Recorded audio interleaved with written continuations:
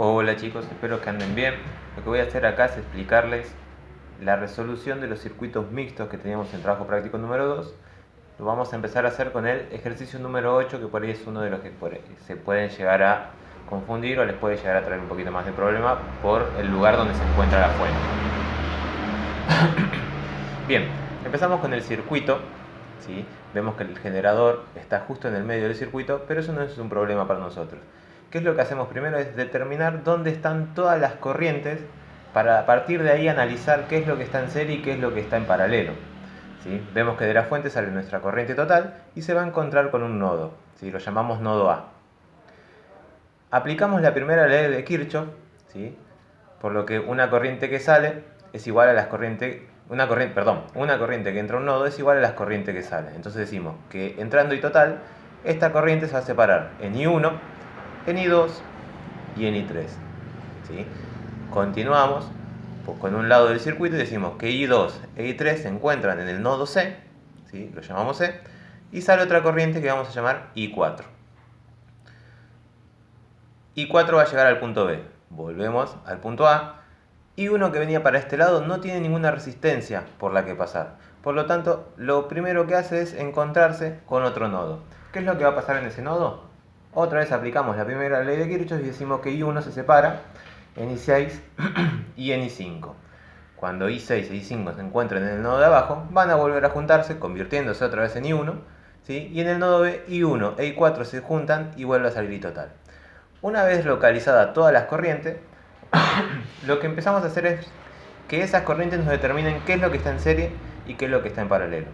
Siempre que resolvemos o asociamos resistencia en serie o en paralelo, empezamos con lo más alejado de la fuente que podamos, ¿sí? Es decir, R1 va a ser la última resistencia que vamos a asociar con cualquier otra.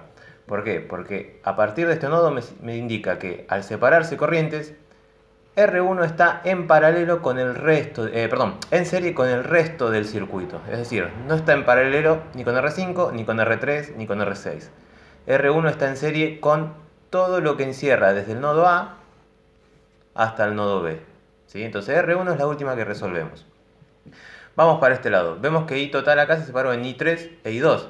Significa que estas dos resistencias que están encerradas entre el nodo A y C están en paralelo.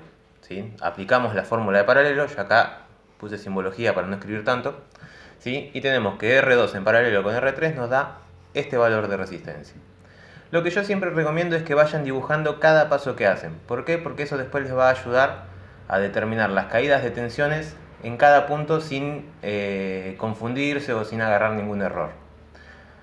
Dibujamos entonces este paralelo, pasó a ser RA. ¿Sí? Continuamos con el circuito, podemos ver que esto está en paralelo, pero nosotros lo vamos a dejar para lo último de esto. ¿Sí? Seguimos por acá. I2 e I3 se juntaron, ¿sí? Y dijimos que pasaba por R4, es decir, I4.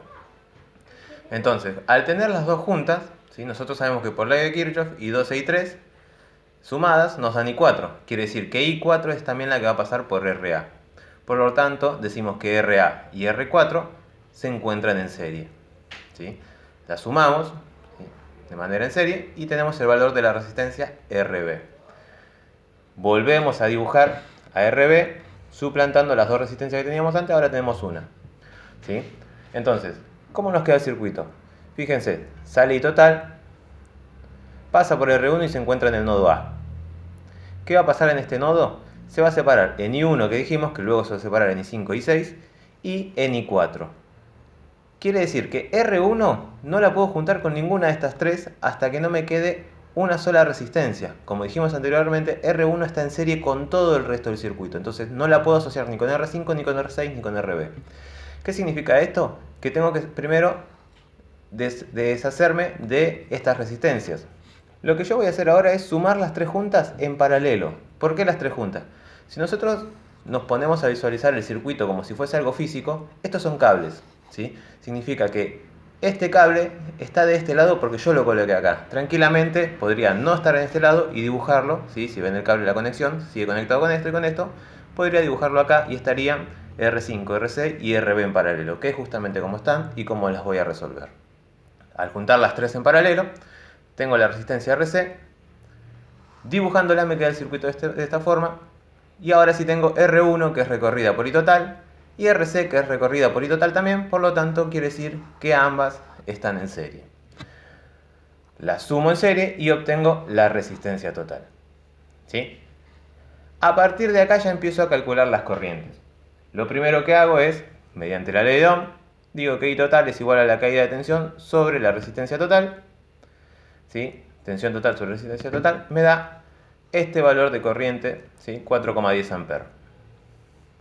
Con esto yo ya empiezo a poder sacar las caídas de tensiones que van a influir en las corrientes de las otras resistencias. Fíjense, RC sigue estando entre A y B. Entre A y B. Quiere decir, ¿quién está entre A y B? R5, R6 y RB. Quiere decir que estas tres, al estar en paralelo, ¿sí? Propiedad de circuito paralelo, nos dice que tienen la misma caída de tensión. ¿Cuál va a ser esa caída de tensión? La que tenga RC. ¿Sí? ¿Por qué? Porque RC es el conjunto de las tres. Entonces, con RC va a ser la que saco la caída de tensión AB. Digo que B a B es igual a la I que la recorre, I total, por RC, que es la que está contenida entre A y B. Eso me va a dar este valor de tensión.